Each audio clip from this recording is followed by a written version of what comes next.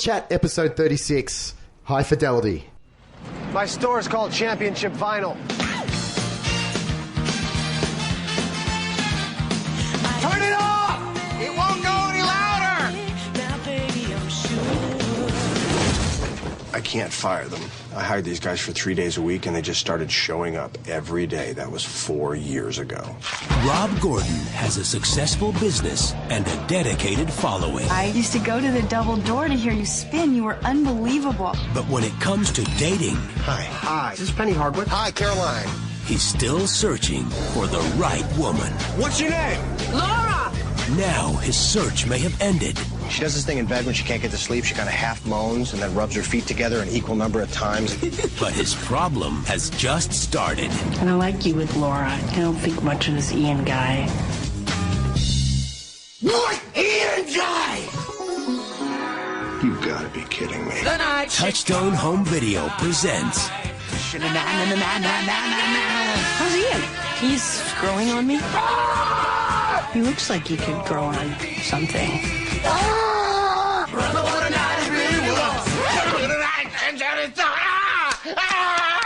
John Cusack, Jack Black, Lisa Bonet, Joan Cusack, Eben Yiley, and Lily Taylor.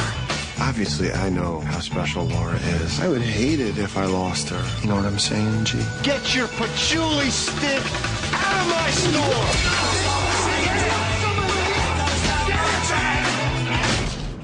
Think about it, Rob. Okay? High Fidelity. A comedy about fear of commitment, hating your job, falling in love, and other pop favourites. Everybody, welcome to episode 36 of Real Chat, a podcast that promises week in, week out, the real world as we know it. Today we're looking at 2000's High Fidelity, the film based on the 1995 British novel of the same name by Nick Hornby, with the setting moved from London to Chicago and the name of the lead character changed. Almost every aspect of life can be analysed, dissected, and then reconfigured as a simple top 5 list.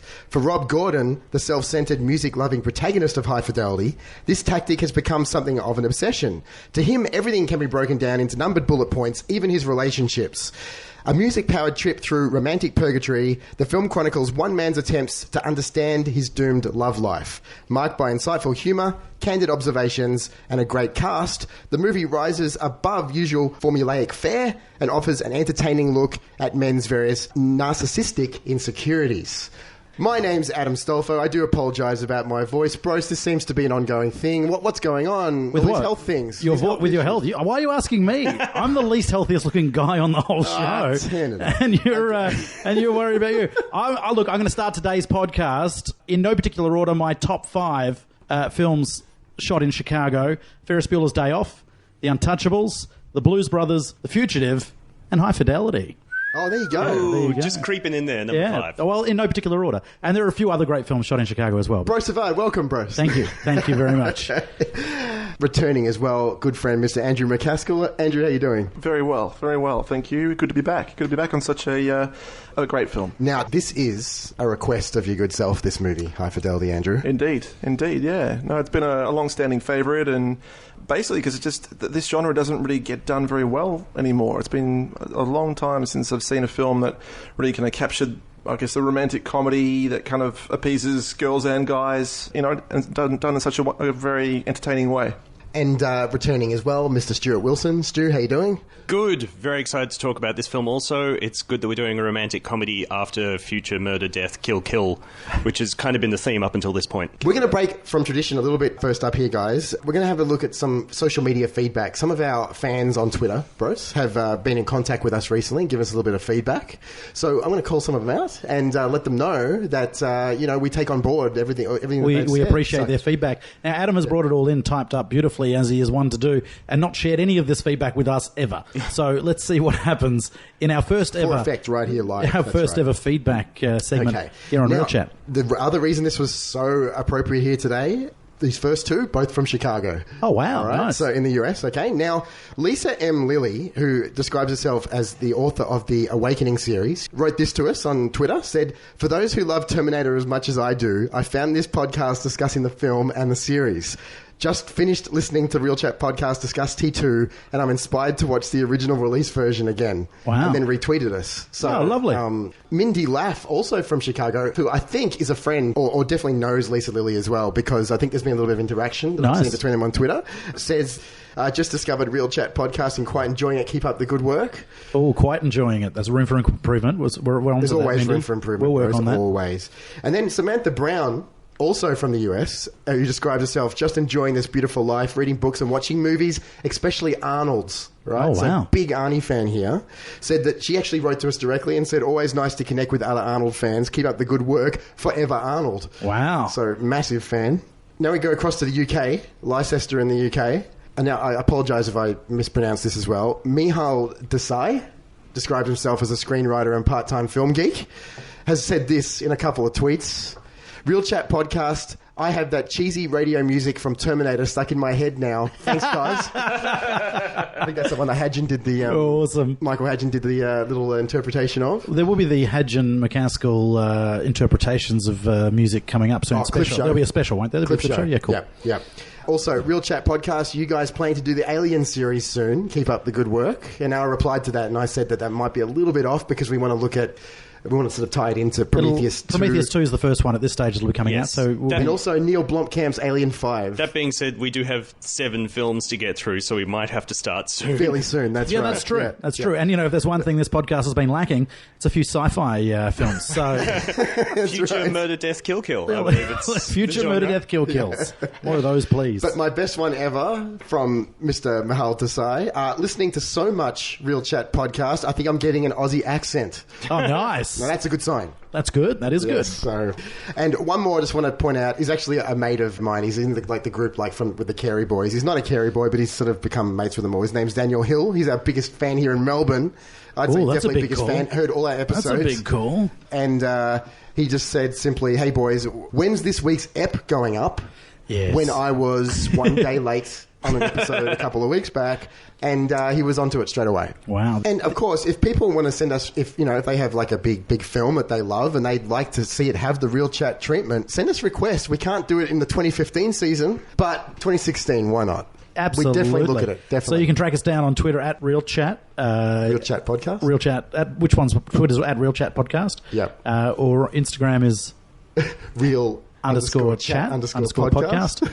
And we're on Facebook, Real Chat or realchat.com.au. And now YouTube as well, bros. Can I just reiterate, we're not getting sued by those lawyers, is that right? Just want to clear that up. Remember that bit of paper we had you sign the first time you came in? Well, we've said some things since then. Might push that. I'm not sure. Is it libelous or defamation? We'll work that out. We'll work it out. We love hearing from you guys. Absolutely love hearing. Yeah, absolutely. The feedback, the more the merrier. Definitely. This is an episode of our Vintage Vault retrospective series, a conscious effort to tie in selected shows with something of relevance to the present. And it is, of course, the 15-year anniversary of High Fidelity. Oh gosh, we're old. There are those who begin chanting "Say Anything" the moment John Cusack is mentioned. Others peer even deeper into the 80s to Better Off Dead and The Sure Thing. But despite connecting with an entire generation of adolescent moviegoers in the 80s and much of the early 90s, Cusack was still in his screen infancy, even as The Grifters and Bullets Over Broadway hinted at a newfound maturity. Then came Grosse Pointe Blank in 1997, Being John Malkovich in 1999, and High Fidelity in 2000. Arguably the actor's best films and the highlights of his career. I'd even go so far as to say High Fidelity is the last beloved Cusack film. Max earned a fair bit of critical attention, Runaway Jury provided solid genre kick, and Hot Tub Time Machine whipped up a frothy fan base. But most everything else is either languishing in bargain bin hell or soon will be. High Fidelity may not be perfect, but it remains a bastion for children of the 70s and 80s, forever coming to terms with adulthood, missed opportunities, and abandoned dreams. So, what are some of your initial thoughts on this one, guys? I'll start with you over here, Brose. At risk of sounding like a bunch of really old men sitting around a table talking about a 15-year-old film that feels like it came out yesterday, something we mentioned plenty of times before is, I guess, the evolution of technology. And if you don't understand mixtapes and you don't understand the love of vinyl, this film is a great way to introduce you, even just to that little idea. It was just... The way we listen to music now has changed so much from I guess, what this film depicts, and it's just really nice to get back in touch with that. Those stupid things that pop up on Facebook with a cassette tape with a pencil in it and saying if you grew up in the 80s, you know what this means and all that kind of rubbish. But this is a really sentimental and nice way to relive the way we experienced music in those days. And record stores like the ones featured in this are slowly disappearing, although, in the fringes of Melbourne, they're kind of popping up again. But yeah, I really enjoy the nostalgia of this film in terms of the stuff that I grew up with. It's also an interesting time to relook at this film as well, I think, because of the whole vinyl connection. I mean, we are in the midst of a big vinyl revolution. Excuse the pun. I can't believe how many albums are getting re-released on vinyl at the moment. It's quite incredible. Yeah, I mean, not that Cusack's character from this film would buy any of the re-releases, but the... No. But yeah, I recently hooked up my record player again after not having one for about 15 years. So yeah, it's definitely the way to go. What about yourself, Stu? For me, I've always thought of this film as kickstarting the Hollywood romantic comedy preoccupation with man-children. I'm not sure if it's true, but this is the first film I saw that did that. And then in its wake came lesser films. Judd Apatow films, yeah, like 40-Year-Old Virgin and Knocked Up, or like, Matthew McConaughey's failure to launch. You're talking about the film failure to launch or his career in the 90s? What are you talking about, both? He's already had his reconnaissance. It's all right. It's all right. He's doing fine. I kind of thought that the suits in Hollywood latched onto that idea because they thought that romantic comedies were only for women, and the idea of having a man-child kind of appealed to the male audience. It wouldn't, usually they're often not too good looking and they're kind of lazy, and people can relate to them. So he describes himself like that. After he sleeps with Lisa Bonet's character, where he's like he's somewhere in the middle, isn't he? Yeah, he's broke and he's got no money. He looks scruffy and he, has a crappy job, and yet he gets to sleep with beautiful women. So he kind of calls it himself. This would definitely be the best of those man-child rom-coms, if I can call them that. It's interesting when Adam opened the show by talking about how this is one of the great romantic comedies. My list of my favourite romantic comedies kind of follow this pattern in a way that the script is more about distracting men in the audience from even realising it's a romantic comedy. So something about Mary I really like, and When Harry Met Sally I like, and I like this one. But those aren't romantic comedies in the traditional sense of a romantic comedy. They're kind of these male-centric stories, as opposed to being... they're not even between the male and female characters necessarily. And it's more about, you focus on one element of the male character and then distract male audiences with that, when it actually is, at the end of the day, quite a fairly standard romantic comedy structure. So this one definitely does that with his love of music and records and things, yeah. And what about yourself, Andrew? Initial thoughts? Yeah, just listen to these guys talk about the genre itself. There is two kinds of romantic comedy. There's the kind of Hallmark movie kind of soft Meg focus, Ryan, Tom Hanks style. Nauseating, where's my bucket to vomit in kind of film. I haven't seen that one. Is that Hanks and Ryan? Where's my bucket? There's a few of them. There's a box set I can get for Christmas. Vomiting in Seattle. Did you see that one? That was a good one. You've got vomit. You've got... I really should have changed that. Would have got more bums on seats. Yeah, mentioning spewing and titles, not great. But yeah, I guess the difference is that, I don't know, it appeals to a different kind of audience, this film. It's for the people that don't like those movies. It's the people that are a little bit cynical. It's just a bit more realistic. There's a little bit of darkness in the film, and there's a few questionable kind of morality choices in the film, and it just makes it a lot more flesh and blood. It's a de-emphasis on romance. And the thing that struck me about it, watching it after not having seen it for a while, is it's not side-splittingly funny, this film. It's actually almost more dramatic than comedy in some ways. It's quite brutal and real than most of those films in that genre. Can I just say, how long have I known you for, Andrew? Over 20 years? Oh, roughly? Shit, probably. I'd say so for sure. Yeah. This movie has got Andrew McCaskill written all over it. Now, because I've known you for a long time. Is that because you've stolen Andrew's copy? Property of Andrew McCaskill. Don't ask me what it is, but there are some of your films I know that you hold in high regard, and this film has just got you written all over it, and I can't even really pinpoint why. I just think it's some of the themes. I just think it's the character that John Cusack plays. I don't know. I think it's because I know that you also do love your music and stuff like that as well.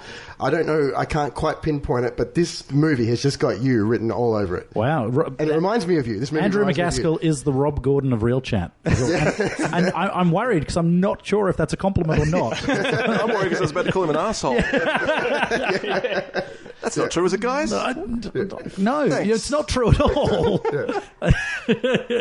But yeah, just an observation. Well, seeing this film, I saw it when I was 20, and it was just one of those films that just clicked. You just, when you're wanting to soak up something, that's the perfect age to be in, and especially in terms of the music, it just introduced me to so much great music, great bands, and then like a lot of the relationship stuff is stuff that you go on to experience, and you always come back to this film film because it's just like, so that's what he was talking about. You know, it's kind of very truthful. Are you a list maker by any chance, Andrew? I'm not. Okay. I'm all right. Very much not. Okay, there we go. You know, I'm not a big list maker either, but what I do like in this film is that I can make lists like Rob Gordon does. He makes conditions on his lists. So he's never going to give you his top 5 favourite songs of all time, but he will give you the top 5 first tracks on an album or top 5 songs about this, or like he's very specific. And I can do that with film, but I hate giving, like I can't give you my top 10 films of all time, but I can give you my top 5 favourite films that I love because of nostalgia, or the top 5 films I saw on VHS when I was 10, or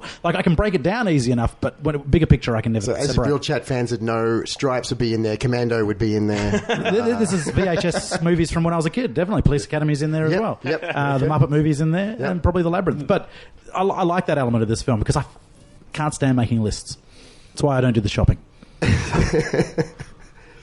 High Fidelity is a Touchstone Pictures working title films, Dog Star Films, and New Crime Productions release. It was released on the 31st of March 2000 in the US and the 17th of August 2000 in Australia. That's quite a gap for 2000, isn't it, Brose? No, I think around that time it's still about right. Yeah. I think the first time I saw it was the Melbourne International Film Festival, which is usually July or thereabouts. So yeah, it was probably one of those films that appeared at the film festival, even though it was going to get a general release anyway. Yeah, I think it's only kind of the last 2 to 3 years that films are coming out closer and closer, I guess, with the bigger franchises. And then it kind of started with your Boxing Day releases and things like that, rather than across the board. You know, love it or hate it, piracy is the reason we're getting filmed so much quicker now. And as you said off the bat, Brose, this film was shot primarily in Chicago, Illinois, in the US, with a budget of an estimated $20 million, and it grossed $47.1 million worldwide. It only made $26 million or almost $27 million in the States. So is this an independent film, or would that be considered a flop? Or I mean, it's very interesting. I think it was at a time when it wasn't like a polished studio product. It was a little bit edgy for its time. Well, Frears, who directed it, is a UK director primarily, so it's already unusual that he directed here. So $20 million seems high for an independent film, and 27 seems low, considering just how much I loved this film at the time. I thought it was a reasonable hit. It might have been quite a big seller on DVD because it was around the right time. Yeah, definitely did well on DVD, but I'm curious. So you just mentioned him, Brose. The director of the film is Stephen Frears. He's an English film director. His directional film debut was the detective spoof Gumshoe, but it was his direction of My Beautiful Laundrette that unexpectedly led to wider notice. It is known as the film that helped launch both Frears and actor Daniel Day-Lewis. Frears made Dangerous Liaisons in France with a cast that included Glenn Close, John Malkovich and Michelle Pfeiffer. Based on the novel of romantic game playing, the film received numerous Academy Awards and BAFTA nominations, and Frears himself was nominated for the BAFTA Award for Best Direction. His 1992 film Hero, starring Dustin Hoffman, was a major box office disappointment, but he had critical success with his next film, The Grifters, which earned Frears his first Academy Award nomination. The Dustin Hoffman film, was that released here as The Accidental Hero? Is that the same different film? name? Yeah, The Accidental Hero? Yeah, right. Yep. Which had a huge amount of kind of publicity behind it, but kind of flopped once it was released, And in 2006, Frears directed The Queen, that depicts the death of Princess Diana on the 31st of August 1997. The Queen also achieved immense critical acclaim, box office success and awards. Frears himself received his second Academy Award nomination for Best Direction, and Helen Mirren won numerous awards for playing the title role. Frears' other films include the Western The High-Low Country, which won him the Best Director Award at the Berlin Film Festival, Dirty Pretty Things in 2002, and Brit theatre comedy Mrs. Henderson Presents in 2005. How do you guys feel about Frears, and how do you feel about his work here in High Fidelity? I love Frears. I think he's a great director. I think he's very good with actors. I think he's an actor's director. I think he gets in close. I think he gets some really nice intimate performances. There's some actors in this film that arguably, if not of their career, definitely their best performance to date is in this film. And he gets a real honesty out of them.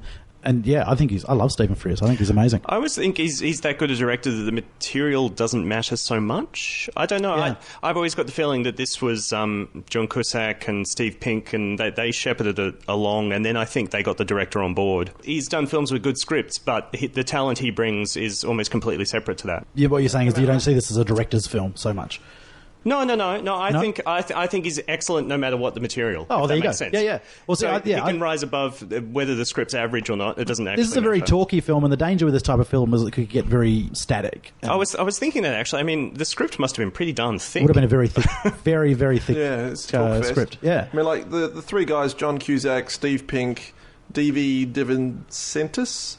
Those guys are like a team, and they did Grosse Pointe Blank a few years before that, which is a sensational comedy. It's one of my favourites. And so, yeah, they're a team that work really well together, and I think they're all over this film. And not to take away from Frears, but I think he's a hired gun on this film, and I think he was a little bit reluctant to take it on because it was very much a theme that he didn't really know much about. It's not his generation, but Cusack insisted, and, great results as a result of that. And the film itself, of course, was based on Nick Hornby's book, I think also called High Fidelity, and like you said just then, Andrew, screen credits to DV, how do you pronounce it? Divincentis? Yeah, Steve Pink, John Cusack himself, and also Scott Rosenberg.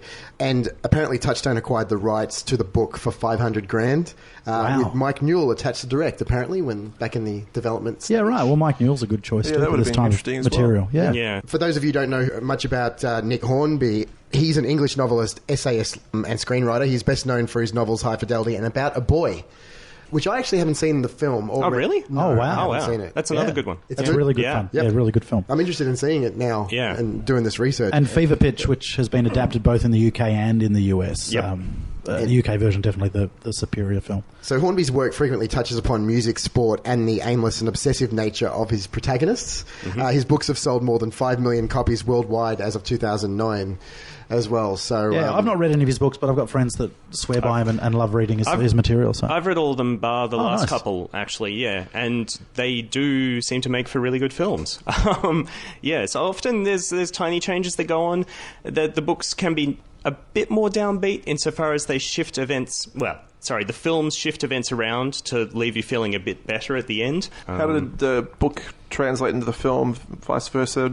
Is it similar? Oh, it's really close. I mean, the main thing is that the tone is bang on. It's just perfect. And I know when it was announced, people got worried that it was relocating to the US. Everyone was freaking out because the location of the original novel was so much a part of it. But as I think everyone breathed a sigh of relief when they actually saw the film. Well, Mike Newell was mentioned. He's an English director, isn't he? And then Stephen Frears got the job. So I wonder if choosing an English director was essentially part of the publicity in terms of trying to ease people's worry about it being an English story set in the US. I think a very good chance. Yeah.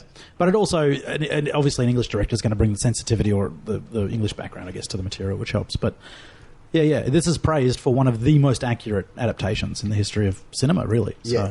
The book was optioned by Disney's Touchstone Pictures in 1995, where it went into development for 3 years. Disney executive Joe Roth had a conversation with recording executive Kathy Nelson, who recommended John Cusack and his writing and producing partners. When I saw there were 4 screenwriters, it kind of surprised me, especially considering how accurate an adaptation this film is regarded, that you wouldn't need 4 guys. But tell me more. Yeah. The writers decided to change the book's setting from London to Chicago because they were more familiar with the city, and it also had a great alternative music scene. Cusack said, "When I read the book, I knew where everything was in Chicago. I knew where Rob went to school and dropped out, where he used to spin records. I knew 2 or 3 different record shops where I was growing up that had a Rob, a Dick, and a Barry in them." Charlotte Tudor of the film's distributor Bonavista said, "Chicago has the same feel as North London. There is a vibrant music scene, a lot of the action is set in smoky bars, and of course there is the climate. But everyone, including Nick, felt the geography was not the central issue. Cusack found that the greatest challenge adapting the novel was pulling off Rob Gordon's frequent breaking of the fourth wall and talking directly to the audience." Wow, something else it's got in common with Ferris Bueller's Day Off. Indeed. The screenwriters did this to convey Rob's inner confessional thoughts and were influenced by a similar technique in the Michael Caine film, Alfie. We see so much of him, we see all of his failings, and it's so brutally honest. And I'm surprised, actually, how perfectly the face-to-camera stuff works, because it doesn't get employed very often. No, absolutely it doesn't, but he's so casual about it. And it's a nice use of, I guess, both to camera and a little bit of voiceover, I think, is there, or not at all? The flashbacks, I guess we get little some. bits and pieces. And of course, this movie has one of the great cameos as well. And Cusack and the writers floated the idea that Rob could have a conversation with Bruce Springsteen in his head, inspired by a reference in Hornby's book where the narrator wishes he could handle his past girlfriends as well as Springsteen does in his song Bobby Jean on the Born in the USA album. Is that correct, Brose? Well, the other bit of trivia I read during the week is that Cusack originally wanted Dylan to do that role, and Dylan was unavailable, and they got Springsteen as a second choice. So I'd forgotten Springsteen was in it, so when it popped up, I was just freaking out. It's awesome. He's great. Cusack apparently knew him personally as well, so he just it's interesting. He called him up and pitched it to him. I was surprised to see Springsteen because he's generally reluctant to do film or have his music used in film at all. Yeah. And I don't think any of his songs are used in the soundtrack, even though he's playing a random blues lick on his guitar. He doesn't look entirely comfortable, I'd say. And it's definitely shot somewhere else. comfortable for him in his recording studio with, it's a very basic setup. He's just got a studio mic hanging there, which I wouldn't be surprised was catching his dialogue. He's probably like, I've got 10 minutes on Tuesday. Yeah, and it's almost like, I'll play your guitar for a bit if it relaxes you. But it's a really nice sequence. Apparently he just asked for a copy of the script, and that was his only clause, and he signed off, and he just said, "Yeah, I'll do it." Nice. Well, he works cheap too. That's good. Yes. Was it a signed copy or? Andrew, the cinematographer of High Fidelity is Seamus McGarvey. He's kind of similar to Stephen Frears in that he just hops from genre to genre, and he just uses his skills to really heighten a film story. And crazy genre skipping from like the gritty war zone, which is like really harsh kind of British kind of domestic story. So Tim Roth is in that one. He directed it, yeah. Tim Roth directed, yeah, right. And then he does the really elegant Atonement with Keira Knightley. Godzilla, the most recent Godzilla adaptation, 50 Shades of Grey as well. Is another one which he. So he's just again like free as a gun for hire. Avengers as well. They're just what a scope, like big blockbusters and. Yeah. Wow, it's amazing, yeah. What do you think of his visual style here in High Fidelity? Well, it's a perfect example of his skills because it just, you don't really notice it. No, you don't. And it's a film that it shouldn't really be noticed. And I was reading during the week that originally there was a lot of camera moves that were really quite audacious, lots of crazy tracks into Cusack's face, really fast, sped up camera movements and exaggerated kind of things like that. And they shot those, and Frears just went, nah, that's not appropriate. And I think, thank God, because it would have been really distracting. Would have been distracting. As Brose said, it's a talk piece. It doesn't need to be visually striking, but at the same time, he gives it a gritty kind of edge. It's not a lot of romantic comedies have that overlit, plastic kind of look about them. Everything's backlit. Everything's beautifully perfect. Yeah. I think what he's managed to do with his photography is create a similar mood in Chicago that you're getting from the main character. So there's some really nice moments that have that really kind of, like you're saying, the gritty kind of feel. And it's that cliche that we've used a few times, but Chicago becomes one of the characters in the film. And there's a really nice sequence where he's on a bridge giving one of his top fives, and you can see Chicago in the background. And that just blew my mind when I was watching it for the podcast, because it's such a beautiful shot and easily could have been in the record store or in his house or somewhere boring. But you put him outside, you put him amongst the elements. Yeah, I think you need that open air, don't you? It's quite it's very claustrophobic otherwise, yeah. And then there's all these talking heads in rooms and record shops, and then you can just get out there and he's just spouting the stuff on the bridge. So it's a really a serviceable job, and that use of film as well, being shot on film, just adds that texture which you miss these days. There's that really clean look in films, but it's got that grain that you used to get. Yeah, it does have a really grainy look. Yeah, it's great. So John Cusack plays Rob Gordon here in High Fidelity. He's smug, arrogant, self-centered, with just enough wit and self-loathing to make it all go down nice and smooth. That's your spoonful of sugar. That's it. Yeah. I guess you wouldn't really classify him as a very likeable 30-something when we first meet him. He's sort of an invention of fiction, the endearing sort of narcissist, and the last person you'd sort of want to work for, much less frequent their place of business as well. But as it turns out, he isn't such a bad guy after all. He's just a wounded one, really. I don't find Rob Gordon unlikable. I find him very empathetic. I'm surprised that he's not very sympathetic, I should say. Sorry. I'm surprised that he's not unlikable. Yeah. For all his faults, he could be a real arsehole, but I don't think he is. Yeah, I was trying to figure out what it is. Why it's like I should hate this person. Yeah. It's like it's the Cusack magic. It is Cusack magic. You just can't hate him, can you? You can't hate that Cusack magic that you weave so well. It is like that's why you get him to play Hitler, and you'd be in love with him. Yeah, he is very. Cusack is very. That might end up on the floor. He's very charismatic. He's definitely very charismatic, but also, we all have this kind of part of us that's a bit arsehole. That bit where you're a bit grumpy and miserable and you don't want to talk to anybody. But he kind of, in a way, sets up excuses. Like the two guys that he's employed, he kind of says, they're annoying as all hell. I paid them for 3 days a week. They just show up 7 days a week.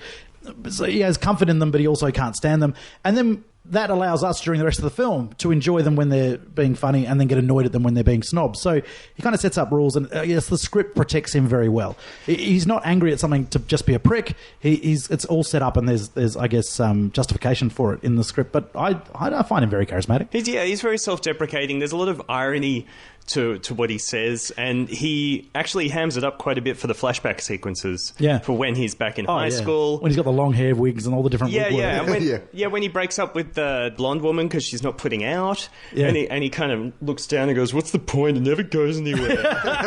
It's such a great delivery, and he's such a baby-faced guy that he pulls off all of those different periods in his life where he kind of looks like a kid. It's unbelievable. Yeah, it's pretty funny. Actually. And I guess the other thing too is it's kind of nice that he blames everybody else for his problems to a degree, and then he discovers it's more and more about him than them anyway. And it's a nice revelation, I guess, and it makes him even more endearing to an extent. And he does, his character arc is, he does learn throughout the film. Yeah, he does. He becomes a better person. The interesting thing about it is that at the end of the film, at the very end of the film, he's only just begun to learn, I think. Yeah, I agree. Because even in the third act, he's got one foot out. I was going to say that third act dip, when everything's starting to go well and he starts ruining everything again, and you're like, what are you doing?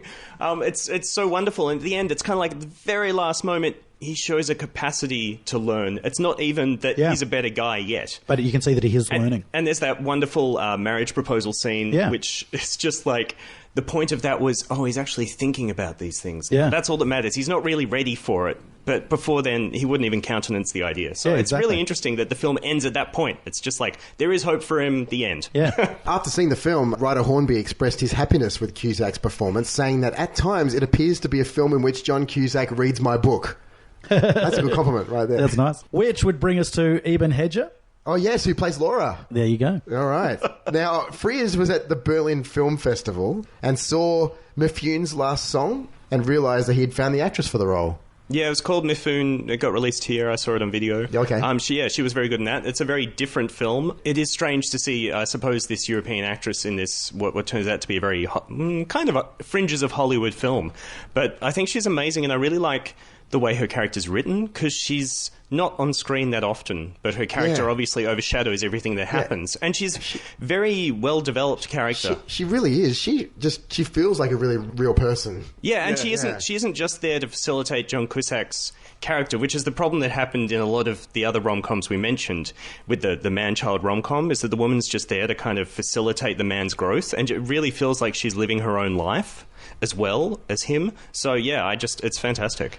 Yeah, they do a great job of, I guess, the complexities of... I mean, even now, I think we judge other people's relationships in a very black and white way. So it's nice to see a film that represents a relationship in a very complex way. And it does happen. People break up. They do start seeing other people. They do get back together. Who doesn't have friends that have done that before? So that's a really rare element, I think, in a film like this that shows it in a complex way, rather than, she's with another guy. We don't know anything that's happened between those two. It's just enough to upset the protagonist. There's actually something going on there. And in this situation, instead of making the ex-girlfriend or the estranged partner or whatever, making them into kind of the weirdo kind of flighty type, it's then, we'll get to later, Tim Robbins' character gets those attributes instead, and he has a ball with them and creates some nice entertainment. Yeah, I think there's a lot of depth, and it's a very intelligent way of approaching what is quite a realistic situation. Again, like you struggle to find a romantic comedy now that would cast a European actress in that role. It would always be like an apple pie American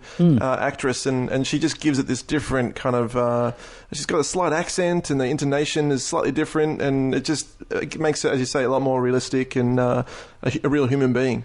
I assume it's her choice that she didn't do more Hollywood films after this, because she went back and did more European films. She hasn't done a lot of Hollywood films, a few bits and pieces, but not much. Yeah, it's interesting. They didn't try to pretend that she was American, because you hear her mum, who clearly has a thicker accent than her. Yeah. So they didn't try to hide that, even though it wasn't obviously in the book that way. Yeah. Hopefully she enjoyed the experience of making a Hollywood movie. Oh, I hope so too. Todd Luizzo plays Dick.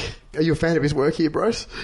Yeah, I think he's great. He's just shy and nerdy and bumbling, and the scenes with him and Sarah Gilbert are gorgeous. But yeah, I think he does a great job. He's also in almost like a brother role in Jerry Maguire, where he's like the jazz fanatic. Yeah. Remember him in that? And he was really funny in that, where he's just trying to force the jazz into Tom Cruise, and it's just almost like they're very similar characters.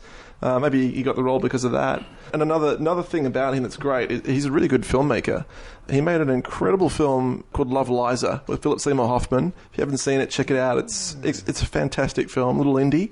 Todd Luizzo's biggest problem in this film is that he shares most of his screen time with Jack Black, and Jack Black, arguably one of his best performances to date, Okay. And it's hard because Jack Black's a steamroller in this film. All right, well, which brings us to Jack Black, who plays Barry. That is right. That's absolutely correct. It's nice leeway, Brose. Thank you.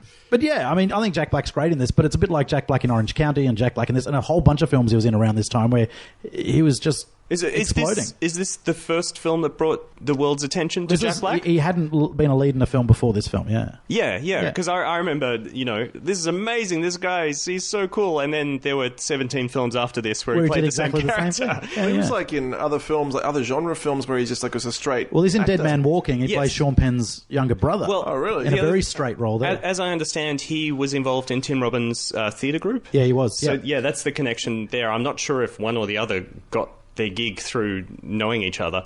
Little known fact, he is a featured extra in JFK, just so you know. Well, who's that? Doesn't have any lines. Jack Black. Yeah, nice. This role just completely sums him up, though. I mean, was this... did he have many major roles before this? None, not at all. If we just have a quick look back. So this is really the... Yeah, this is it. Yeah, he's a supporting actor in not comedy films, basically, before this. He popped up in Dead Man Walking, as we mentioned. Oh, The Jackal, that's he's right. In The Jackal as well. He loses his arm in The Jackal. He pops up in... he pops up in The Cable Guy, playing a reasonably straight role in that. The cynical guy who's friends with Matthew Broderick. But, so this film was the coming of age of Jack Black as we all know him now. The other thing, too, is he had started... Tenacious D had been around for 3 years at this point. Tenacious D gigged all around LA, and they were huge with basically TV and film types. So this film, School of Rock, there's a whole bunch of films where they were fans of his work as Tenacious D and cast him for that reason. So he is playing the Jack Black character from Tenacious D, basically, in this film because someone's seen him in Tenacious D, playing live around LA. The punchline works so well for us because none of us knew who Tenacious D was. That's exactly right, yeah. We didn't know that they'd been around already at this point. It was like, what? He can sing? Whereas now it obviously wouldn't work. Yeah, exactly. And Jack Black apparently nearly turned this role down as well. Yeah, it was written specifically for him when they wrote the Chicago version, and he did turn it down, and then he reconsidered. Yep. And you can't imagine anyone else playing it. Yeah. He was waiting for Gulliver's Travels. He knew that film was coming. That's exactly what it was. Lisa Bonet plays Marie de Salle. Yes, Lisa Bonet from The Cosby Show. Yes. Indeed. Two links to Cosby, because Jack Black's line about a Cosby sweater. Which reminded me of the Hilltop Hoods, and I got excited. But, and Lisa Bonet's amazing in this. How great she's great. Yeah, she looks great. And she looks fantastic. The Peter Frampton song is great. Adds that different flavour to the mix as well. Yeah, completely agree. And I love that idea that these very snobby music guys in the record store, there's someone that's out of their leagues. They're judging everybody, but then an actual musician is like something they all aspire to be with a musician, and she's great in this, yeah. Catherine Zeta-Jones plays Charlie Nicholson. I think this is my favourite Zeta-Jones performance. Yeah, easily. I'm not sure if it's true. What is it about this film over her other It's how I imagine she is in my head. That's how you want her to be. Is that what you're saying? No, but she's also... No, but when he turns around and realizes that she's just full of crap. Yeah, I love that. That's really nice. But so charismatic that no one notices. No, I'm not really saying that she's full of crap, but it's just such a wonderful performance, and she's loving the fact, her character just loves the fact that, she sweeps into a room and everyone pays attention to her. And Rob's taken up with that, and he learns that, perhaps there's not that much behind that. Yeah, it's really great when there's the whole second scene with her as well, like the whole the dinner party. Yeah, that's a really great revelation about how far she's gone on and how far he's come along. Yeah, exactly. Well. Yeah. God, does everyone relate to that scene when you go to a party and you realise you're surrounded by people that you're just going to struggle to have a conversation with, and it's just hell on earth? Dude, Real Chat's not a party. I feel awful. We're right here. I thought we all got along and enjoyed the humour. I didn't realise I was boring you so much. I'm glad you read between the lines. Oh, dear. Joan Cusack popping up. Liz. I don't know. I'm sure you've done some research there, but did you know they're related? No. Are they married? No, hopefully they're not. Oh, no, I hope not. No, I was going to say, up until this point, this is the 8th film they've done together. So, Class in 83, 16 Candles 84, Grandview USA in 84 as well, Broadcast News in 87, Say Anything in 89, Grosse Pointe Blank in 97, and Cradle Will Rock in 99, High Fidelity. Also worth noting, Joan Cusack and Jack Black are together in School of Rock. Ah, yep. Yes. And Jack Black and Tim Robbins are in Tenacious D, The Pick of Destiny. They're both in Bob Roberts, which Robbins directed. They're both in Anchorman. And then, of course, Jack Black's in Dead Man Walking, which we mentioned. And now they both star in The Brink on HBO. So how do you think that Joan Cusack does in this role? She's with her brother, so that's good. She's amazing, turning up and doing 2 minutes work, which is what she seems to do in her brother's films. Exactly. So true. But she's so good. She's so passionate. Such a comic actor. She adds so much. Yeah, I love her. I usually associate her with being a comic actor, which was why I loved her role in Arlington Road so well. If anyone's seen that thriller, yeah, that's nice. That's a really juicy role. But here, I love every scene she has. She's just hilarious. She's so good at being over the top. And it's a role that could easily just be a nothing role, and she brings so much passion and energy to it. I think she's great, yeah. And she's been, like, through her whole career, just always stealing scenes, like she's 16 right. Candles, when she's just she's got that brace, and she's just trying to get to the drinking fountain. She's trying to bend down. And it's some of the best slapstick comedy you'll see. And Tim Robbins plays Ian Ray Raymond. Yeah, he's absolutely hilarious in this film. Despite playing such a pivotal role, he only appears in the movie for approximately 2 minutes and 50 seconds collectively. Yeah. So it's a genuine little cameo. Let me say, I got a bit of a gripe. When Laura's on the phone to Rob, talking about whatever it is from Ray's apartment, he leans into the room with a spoon with some sauce on it, says that he needs a second opinion. And then later in the same moment, they're sitting down to eat dinner, Laura and Ray. There's no sauce on the table. There was no sauce. They're eating salad and chicken by the looks of it. There was no... Where was the sauce? What was the sauce for? Was he cooking in batches for later? What was that he doing? Dessert? Maybe. Oh, no. It looked like a tomato sauce. Maybe the second opinion was, no, it's no good. Go cook something else. Maybe it was. I just want to know what happened to the sauce. But anyway, that's something I probably only haven't noticed. What do you think of Robbins in this, Andrew? Yeah, he's great. He it's a bit sad that that's only all we get of him, because I felt like it almost needed a bit more from him, because he was the antagonist in the film, and I think that he needed to have more involvement in the plot. It would have been a bit more interesting, a bit more spicy if he was in that. He was also in probably one of my favourite scenes in the movie, which is the little dream sequences or little fantasy scenes. So we'll leave it at that then? Yeah, that is such a great sequence. Oh, God. Dick with the telephone. Yeah, just smashing his teeth out. First time I saw that, it brought the house down. It was so amazing. The teeth, man. Oh, it's fantastic. Yeah, it's great. Do you have any members of the supporting cast that you guys want to... Just wanted to obviously mention Sarah Gilbert already. I think she is fantastic in this, and the energy between her and Dick is phenomenal. There's a very small cameo by Penny Marshall. She's one of the people at the funeral towards the end of the film, standing in front of Rob.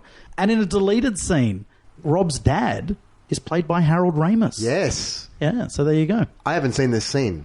No, I haven't been able to track it down. There are some deleted scenes available on YouTube that I found, but I couldn't find the Harold Ramis deleted scene. So... But there you go. The late, great Harold Ramis. Absolutely. Legend here at Real Chat Bros. He is. Do you guys have a favourite scene from High Fidelity? Oh, maybe that three-quarter time when everything starts to go bad again. I really like when he starts to make the mixtape for the journalist and he yells out, "When's it going to stop?" And it's that great moment where he has been talking to the camera and suddenly the characters in the film can hear him talking. So Laura walks in and she asks who the tape's for and doesn't say anything. Just like that. It's a very realistic depiction. You'd almost expect in a film like this that there would be some kind of argument, there'd be a big blow-up. But she just she notices it and leaves it alone and mentions it later on. Yeah, that callback later on is really good. Yeah, it's such a real moment. I love the fact that she notices it but doesn't say anything, even though she knows what's going on. Yeah, that's really nice. There's so many great sequences in this film. The sequence in the record store when it's busy, the Saturday morning sequence is really nice, and we get little bits from all three of the main characters there in the record store, so Dick and Barry and Rob as well. I think that's really, really cool scene. Any sequence where John Cusack standing outside in the rain is pure gold, whether it's this film or 15 other films of his. Have you seen the YouTube video of John Cusack in the rain? I have seen it, and I'm going to post it on our Twitter once this episode. I swear half of it is this film, because there are 3 different scenes with him in the rain. And that one at the end of the film when he's waiting for the bus, drenched in rain, is just hilarious. It's such a great sequence. Of course, as well, bros, any scene where Jack Black is being offended by someone else's music. Absolutely. There's the guy that at the start of the film walks in and plays Walking on Fucking Sunshine, and then has the gall to judge everybody else for the rest of the film. It's great. It's really offended what a as great well. The Monday morning mixtape is a great sequence as well. There's so many great sequences. What Andrew, about you, favourite scene? The ones you've named are all some of the favourites. I think the best product placement in a film is when everything stops to plug the great Scottish band Beta Band. That is one of my favourites, because I love that band, and it's just the film stops for just like 30 seconds to just name drop, and I just love that. It's great. Nice. Now, what do you guys think about the whole fourth wall element of this movie? Because apparently John Cusack didn't want to break it, and how do you feel that it adds to the film? or doesn't add to the film as well, if that's your opinion. It's incredible, and it's uncomfortable for maybe the first 5 seconds, because it happens straight away, and you go, whoa, this is weird. But in that first 5 seconds, you automatically go, this is what we're going on. We're going on this journey with him, and this is how we're going to be communicated to. Yeah, and it also means, of course, that he's in just about every single moment of the film. Yes. Which doesn't happen in that many films.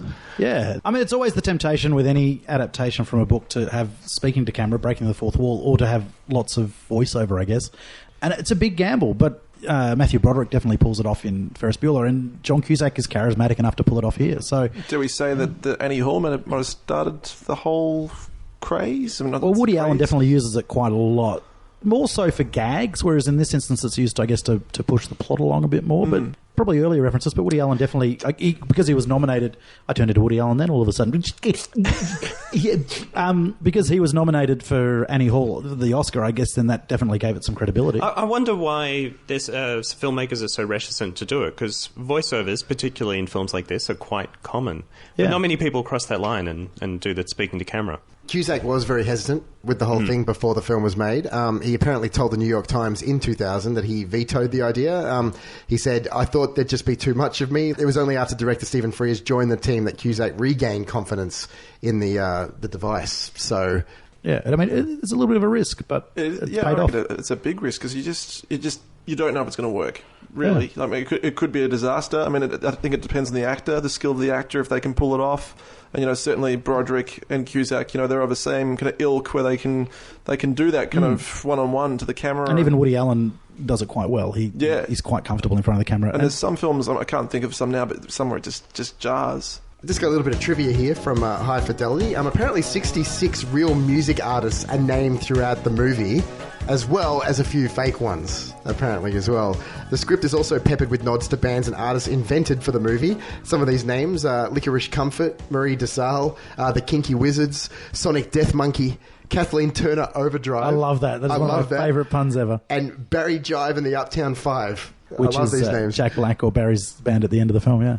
There are 4 Cusacks in this movie, bros. In addition to star John and his sister Joan, High Fidelity features the pair's younger sister Susie in a minor role as a party guest, as well as their father Dick in a likewise minor role as the minister at Laura's father's funeral. Oh, there you go. And a number of musician cameos as well.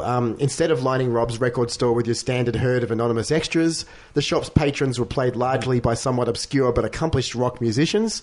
Artists like jazz and rock guitarist Jeff Parker, singer-songwriter Liam Plush Hayes, and Alan S. Johnson, founder of the Chicago-based noise rock band Maple, all browse the aisles at various points in the movie. Tenacious D performed at the post-premiere party, bros. Did you know this? Black's comedy rock group with Carl Gass, which had already been the focus of an HBO television series, celebrated the release of High Fidelity by performing at Hollywood's Sunset Room after the premiere. The record store that was featured in the movie was finally bought in 2014. After almost a decade and a half of living vacant and boarded up, the Chicago storefront that acts as the exterior of Rob's record store was purchased in February of 2014. House Music LLC of Chicago-based real estate firm Newcastle Limited purchased a 3,000 square foot property for $1.4 million. You can see the store at 1514 North Milwaukee Avenue in Chicago's Wicker Park neighborhood. Nice. For all the... And is it a record shop or is it... It's just apartments now, probably. Probably, yeah. Or it's another improv comedy theatre, because Chicago needs a couple more of those. Yeah. In the flashback, when Rob and Laura are listening to Ian have sex upstairs, the book Laura is reading is entitled Love Thy Neighbour. Yeah, that's tasty. I like that. Now, in the Hungarian dubbed version... You don't need to finish that sentence. I definitely haven't been looking. I don't know where you're getting your trivia from. This is bizarre. You accused me earlier of tapping your sources, but where are you going with this? Barry and Rob are discussing Reservoir Dogs instead of Evil Dead 2. Oh, there you go. Because that film was almost unknown in Hungary that time. Reservoir Dogs was also the film discussed in a similar scene in the novel. I wonder if Evil Dead was refused classification in Hungary. Is it one of those? Possibly. Because that series has occasionally been refused classification in various countries. Oh, right, there you go. Yeah. There you go. Evil Dead. We're looking at it on Real Chat later this year as well, Bruce. So, yeah, that's the trivia from High Fidelity. In regards to the DVD and Blu-ray releases, there was the initial DVD release, which then pretty much got ported across to Blu-ray in 2012. I hear that the audio and visual quality is okay. Have you guys seen this version? I've got a very well used copy of it, and it still stands up, and it looks actually surprisingly very good, very very sharp. Put it this way, I would never get the Blu-ray. I'm quite happy with what it is. Happy with I was quite surprised because a lot of my really early DVD purchases look a bit rubbish now. 2000, so yeah. Beginnings of DVD on I don't own it as of yet. I'm waiting for it to come out on vinyl. So yeah, that's the soundtrack, Brose. We're nearly onto that. Oh, the film won't be released on vinyl? I'm confused how this works. 8-track, please. 8-track. There's a couple of special features on the DVD and Blu-ray as well. Conversations with writer-producer John Cusack. Conversations with director Stephen Frears. Deleted scenes, about 15 minutes of them. Have you seen these, Andrew? No. Haven't seen them. There is a really cool deleted scene that I watched it's on YouTube. It's the mum with Beverly D'Angelo. Yeah, with Beverly D'Angelo's in it. Gordon goes around to Beverly D'Angelo's character's house. Basically, this is a great scene. It's an amazing scene, but I can see why it was cut because I don't know where you'd put it anyway. But basically, she's a spurned wife, and her husband's off in Jamaica with a 19-year-old, and she's selling his incredibly rare first edition 7-inch vinyl single collection. He gets the phone call from her in the finished film, right? Yes, doesn't actually end up. He doesn't going actually there. go there. Yeah, yeah, it's a really cool scene, and Beverly D'Angelo is really good in it. Yeah, it's a really nice little scene. You can find that on YouTube. What I can't find is the scene with Harold Ramis, which is disappointing. Sounds like it's got some decent stuff on there, and the video and audio quality is meant to be okay. Yeah, so, no commentary too, which is kind of disappointing because this film, I think, would really come alive with a commentary. Just given all the music references, the Chicago locations, and then even just the casting, it'd be great too. Either the author of the book or Frears and Cusack would be really good. In regards to the music, Andrew, this is the second Howard Shore film we've looked at on Real Chat After 7. What can you tell us about? There's not a huge amount of it, but how much score is in this film? Because I didn't notice any. It's impossible to pull out, really. Yeah. Because I think, it's not the sweeping Lord of the Rings type Howard Shore in this film. It's not. It's kind of... it's more the band leader for SNL, Howard Shore. Well, it is. It's kind of... He blends in the kind of modern genre of the soundtrack and into the incidental music, which is very hard to even think of where it's placed.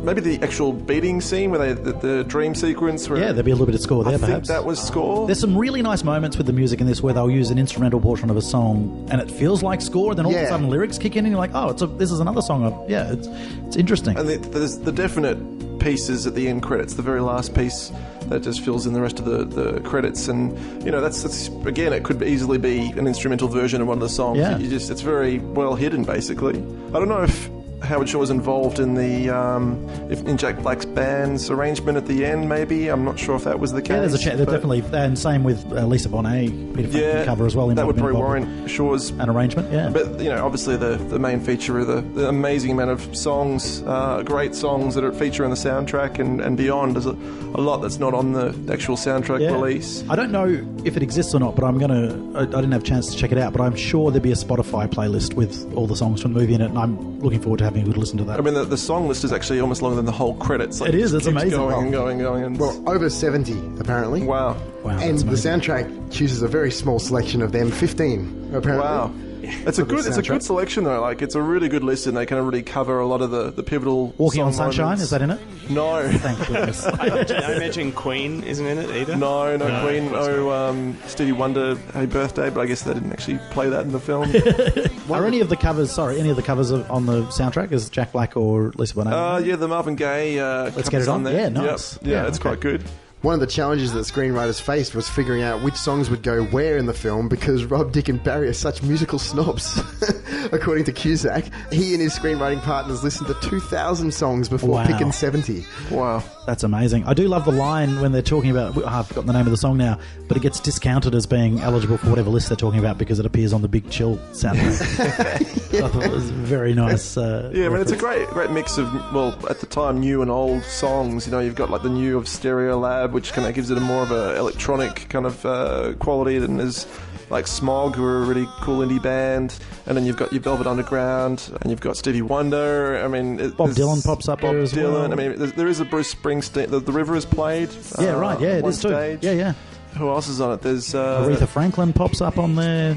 Al Green pops up as well. It's nice. The Beta Band, of course. Mentioned. Elvis Costello's in there. Like, it's just phenomenal. Lou Reed. There's got to be an online playlist of them all the songs in this film. Yeah, no doubt Spotify and apps like that will have something. Yeah, fantastic. That'd be great. We've pretty much covered the alternate versions and deleted scenes, Cool. Brose, I think. Yeah, I think so. Particularly that Beverly D'Angelo scene. I think that's the one that's on YouTube, and it's most famous deleted scene. Yeah, So it's a great deleted check scene. that out if you're a fan. It's worth seeing, and you got to check this out as well, Andrew. Yeah. Any collectibles from High Fidelity, Brose? Yeah, No? every record that's mentioned. There's no merchandise, no. But Can you get the same Yanni T-shirt that Jack Black's wearing? I'd love that Yanni T-shirt. Jack Black's T-shirts are great in this film. You get the feeling that maybe he chose that T-shirt. Yeah, you very much get that feeling. There's got to be a re-release of the High Fidelity soundtrack on vinyl, like a really Oh, that'd be limited one. That's amazing. what they've got to release, Yeah. something like that, surely. Yeah, maybe for the 20-year anniversary. Who knows? Yep. In regards to the awards, there are no Academy Awards or nominations for High Fidelity, but I guess the award of note that we should bring up is at the Golden Globes in 2001, John Cusack was nominated for Best Performance by an Actor in a Motion Picture, Comedy or Musical, and well-deserved as well. Brose, maybe you can find out for us who beat him that year.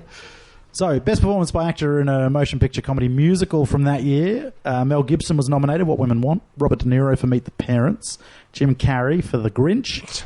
John Cusack for this film. And it was won by George Clooney for Oh Brother, We're Out Thou. Oh, okay. Yeah, so not There you go. a bad bunch of films there, yeah. I don't think I like any of those films. Really? Just putting it out there. Interestingly, in the Best Film category, it was obviously not nominated, but Almost Famous won. So again, Okay. another music nostalgia film Yeah. out in the same year. And at the Grammy Awards in 2001, High Fidelity was nominated Best Compilation Soundtrack Album for a Motion Picture, Television or Other Visual Media. So, yeah, there you go. The Rotten Tomatoes website certifies High Fidelity fresh with a score of 91%, 150 positive and 14 negative. Very, very high. And an IMDb score of 7.6 out of 10. Roger Ebert gave the film 4 out of 4 stars and wrote, "Watching High Fidelity, I had the feeling I could walk out of the theatre and meet the same people on the street and want to," which is an even higher compliment. Roger, in a good mood. Warm and fuzzy. I know you kind of the Roger Ebert reviews we've read out on this show. Sometimes you expect for this kind of film, all these references to music just confuse me. I'm not sure why they've been shoehorned in so clumsily. He usually misses the point for some of these films. In his review for the Washington Post, Desson Howe praised Jack Black as a bundle of verbally ferocious energy. Frankly, whenever he's in the scene, he shoplifts this movie from Cusack. Yeah, could I say how quickly the tide turned on that? Because I remember when people I know saw this film and loved Jack Black in it, and then fast forward maybe 2 or 3 years, and I swear everyone was sick of him. Not me, but it's so funny how quickly, because he just did so many films in such a short amount of time. And what was that Farley Brothers one? That was officially Shallow Hell. Yeah, that was bad. dark. Yeah. In his review for the New York Times, Stephen Holden praised Cusack's performance, writing that he was a master at projecting easygoing camaraderie. He navigates the transitions with such an astonishing naturalness and fluency that you're almost unaware of them. Mm-hmm. And USA Today did not give the film a positive review. Let's be kind and just say High Fidelity doesn't quite belong beside Grosse Point Blank and The Sure Thing in Cusack's greatest hits collection. Wow. What? It's not that he isn't good, more like miscast. I don't see... In my mind, High Fidelity and Grosse Point Blank are so similar. I just don't see how you could like one and not the other. The tone is like almost exactly the same. Yeah, I know. It's so... And it's even the emphasis on music is the same too. It's just... Yeah. In his review for The Observer, Philip French wrote, High Fidelity is an extraordinarily funny film full of verbal and visual wit, and it is assembled with immense skill. Empire magazine readers voted High Fidelity the 446th greatest film in their 500 greatest movies of all time poll. I guess it's quite significant to get into the 500 of all time. I guess for a film like that, I guess it's not a masterpiece. It's not like a defining film, but it's one of the better ones of that genre. It's also the nature of those magazine polls that more recent films get regarded higher and it all gets lost in the shuffle a bit. Yeah. So, yeah, definitely films towards the top of that list would have been more recent. So it's doing all right to stay in there. 15-year-old film. In its June 2010 issue, Chicago Magazine rated it number 1 in a list of the top 40 movies ever filmed in Chicago. Wow. Just to go with your top 5. Top 40. Where did it feature in the top 40? Number one. Number one. Oh, nice. Yeah. Sorry, I'm listening, aren't I? Also in 2006, a musical based upon the movie premiered on Broadway and ran for 13 performances. Oh, wow. Doesn't sound great. 13 isn't very high for a Broadway No, it's show. not. Encore? No. Even the Green Day musical went longer than that. So Spider-Man Turn Off the Dark. Played for longer than that. Someone almost died in that one. 2 people ended up in hospital, yeah. Let's wrap this up with our traditional 5-star review system. And finally, with the return of Andrew McCaskill, I don't have to go first. Correct? There are other benefits for having it too. Andrew, final score and recommendation. What we've all covered, really. I mean, to me, this is John Cusack's last stand in his career. You know, like, I mean, it's harsh. Yeah, but from like, this point on, John Cusack started showing up in Joan Cusack films. That's how tough it got for him. and Serendipity. Well, yes, definitely. You know, like, he really did become a bit of a cliche after this and was in a lot of really soppy romantic comedies. And then he went really dark and did lots of, like, horror stuff and, you know, straight to DVD stuff. It was just a bit sad. Well, he did that great film 2012 as well. That's not worth a Having mention. said that, there would have been a lot of rain he in was that in film. the most recent film about the Beach Boys, Love and Mercy. He was in it, and he's very, very strong in that. He plays an older Brian Wilson, and I reckon he'd be deserved of an Oscar nomination for that. So maybe this is the Cusack Renaissance everyone's been talking about. Haven't they? So much so that word just rolls off your tongue. But yes, get back to the film. It's a great film. I really enjoyed it for the upteenth time. I found it, you know, I really appreciate it. It's a bit darker than most films of this genre. It's a bit edgier, and his character is, you know, is a little bit questionable in places. Not such a rounded, nice guy. So, you know, comparing it to something like Trainwreck, which I saw recently, which I walked out of and loathed at the thought of. Did you walk out of that? Yes, I did. How far into it? At the start of the third act. I walked out of it too, but it's only because I ran out of popcorn and wanted to get some more. And you just didn't come back. So when you compare it to films like that, I mean, it is a really strong film, and you miss those films. They were great. They had substance. They were well written, well performed. Yeah, if anyone has not seen this film, I highly recommend it because it's a real standout of the genre. I would give it. I'd give it 4 out of 5. Good stuff. Brose. 3.5 out of 5 easily for this film. It's so watchable. It's not funny. It looks gorgeous. The casting's phenomenal. It's good fun. It's such a great romantic comedy. You forget that it's a romantic comedy. So yeah, if you haven't seen it, check it out. It's good fun for anyone. Go for it. Stu. No, 5 stars. I've got 0 complaints. Bang! Wow. There is nothing I would change in this film.